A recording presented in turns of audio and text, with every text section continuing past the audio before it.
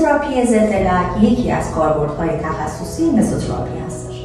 قبل از اینکه بدونیم مزوتراپی ضد لک چیه، یک مقدار راجع به ایجاد لک در صورت باید صحبت کنیم. لک یا هایپرپیگمنتاسیون بر اثر افزایش ملانوسیت‌ها در پوست ایجاد میشه. حالا چرا ملانوسیت‌ها در پوست افزایش پیدا می‌کنن؟ دلایل مختلفی داره.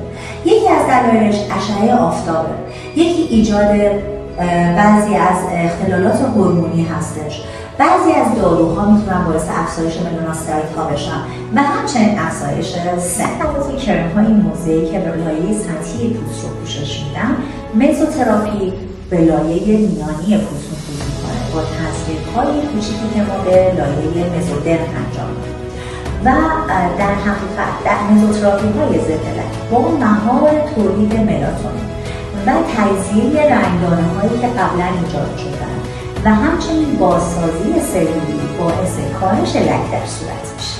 از مواد موجود در مزوتراپی‌های ضد لک میتونیم ویتامین C، گلوتاتیون، ترانس آمینیک اسید و سایر ویتامین‌ها رو نام ببریم که در روشنسازی پوست بسیار مفید هستند.